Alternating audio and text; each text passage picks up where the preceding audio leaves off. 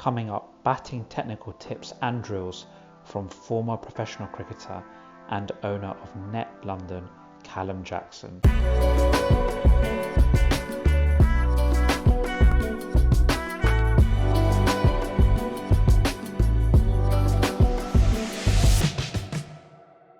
So we're going to start talking about looking after the ball, which is on our legs. So nice and straight and nice and full. So a lot of the time I get people that come to me and say they're struggling with that ball because they're either falling over or their front foot is crossing over. So we're going to start by talking about the stance. So what we want to do is make sure that our front foot is not in front of our back foot, because this is automatically going to close you off and make it harder to play that ball on the leg side. So I want to encourage creativity and I want to encourage individuality. So people should always do what they want with their stance as long as they can access the ball. So I would always suggest slightly open stance, open that front toe up a little bit. Now you can access that ball on the leg side. I also want to make sure that your chin is going towards your shoulder here. That's going to help keep those eyes level and stop you falling over as soon as that ball comes on your legs. Now, when the ball is coming on your legs, so you've tracked the line of the ball, you've seen that it's coming sort of straight or leg side, first thing that we want to do is tuck that chin and your shoulder towards the ball and open up that front toe. As soon as you cross yourself over too much, so your toes pointing towards extra cover, then your head's going to fall over. This leg is now going to be in the way. Another thing I see is some people, as soon as the ball's on their leg side, their foot comes out. Now, if your foot comes out towards the leg stump, naturally your head is going to fall over this way to counterbalance your weight going over there. Now your hips are not in line, your head's this side, and you're going to go across and miss the ball. So ideally what we have is a little open of the toe, so your front toe is facing forward. You don't want to step out too far because now your leg's in the way. So it's a little open of the toe, your chin and your shoulder dip, and then you can either play straight through the line of the ball, or if it's going down leg stump, you can clip it and let your back leg come through. But it's really important that all we're doing is opening up that toe, because now you can access that leg stump and that front foot's not going to be in the way. I touched on it briefly earlier, but as well as the feet, our head and our upper body is really important when we're playing off our legs.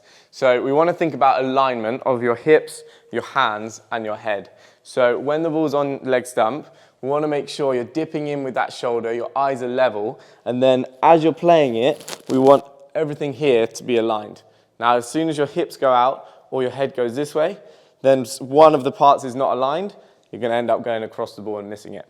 So really important, like I said earlier, that if you find that you're falling over, think about getting your chin towards your shoulder.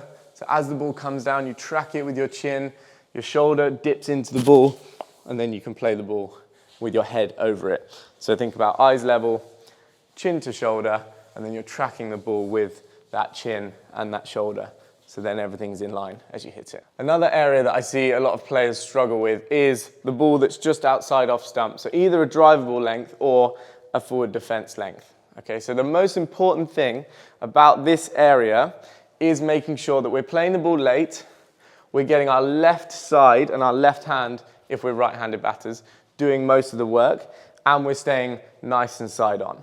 Okay, so we're going to show you a couple of drills which are going to help for this later on, but most important thing is thinking leading in the left side and the shoulder. So as soon as you see the ball outside off stump, you want to tilt that shoulder, so shoulder and chin dip into the ball, the foot gets right across to the line of the ball, we're bending our front knee, and then we're waiting for the ball and we're hitting it nice and late under our eyes. If any part of that section goes wrong, then our back hand and our back shoulder are probably going to come round. We're either going to go across the ball or we're going to slice it through there. Okay, so it's really important that we're moving late, this side is doing a lot of work, and then we're getting our foot to the ball and our hips are nice and side on so we can hit the ball through the line, through the offside. So I'm always getting asked what sort of drills people can do outside of the sessions that we do here. This is a really nice drill that you can do by yourself, so you don't need anyone else to help you with this one. If you're struggling to get that front shoulder round into the ball while playing on the offside. So if you feel like that right hand is coming through, this is going to be the drill for you. What you want to do is you want to get a ball, you want to place it between your chin and your shoulder. You want to get into your stance, and then the first thing that's going to move is you're going to dip that chin and the shoulder into the offside. Then you're going to release the ball, let it bounce once, and then hit through the offside, leading with your left side. So the ball's going to be in your chin, you're going to step, and you're going to hit. So I'll show you one more time. Ball goes into your chin, you dip with your shoulder, and then you hit through the offside. Okay, another really good exercise for strengthening our top hand and playing through the offside is going to be our one-handed drop feed. So again, you can do this one by yourself. You can do this against a wall or in the back garden. You don't need anyone else to help you. What you're going to do is use your back hand. You're just going to drop the ball up, and I want you to hit it at the top of the bounce using your top hand to hit through the line of the ball. Think about keeping this elbow nice and strong, this wrist nice and strong, and again, dipping that shoulder into the ball. So we're going to drop the ball, one bounce, and then hit through the line. Really simple drill, but really effective for building that top hand strength. So one bounce, and then hit through the line of the ball. So one of the most simple ways that we can drill a new movement and get used to the shape of a shot is with a bobble feed. So it's going to be 2 bounces, and I want you to try and move after the second bounce. So you've got to hold the shape, move late, and then play the ball really late underneath your eyes.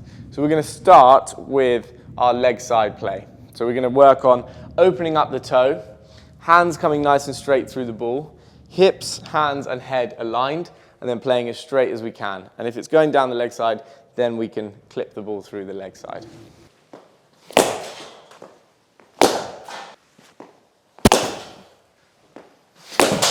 Now we're going to talk about the offside. So we're going to do a bobble feed, again 2 bounces, and we're going to play the ball through the offside, so a cover drive or an off drive. So the most important one with this is that we move as late as we can. So we move after the second bounce. We get our shoulder and our elbow into the ball. We step right next to the ball, and then we play through the line of it, hitting it underneath our eyes.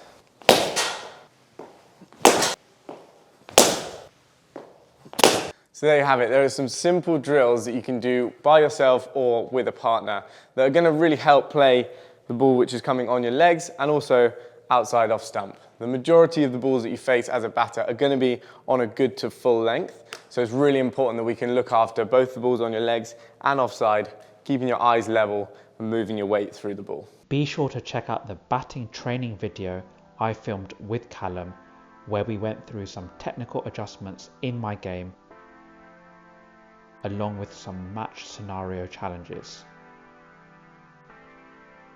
Do also get in touch with Callum to book in a session with him at Net, link in the description below, and I cannot wait to see you in the next video.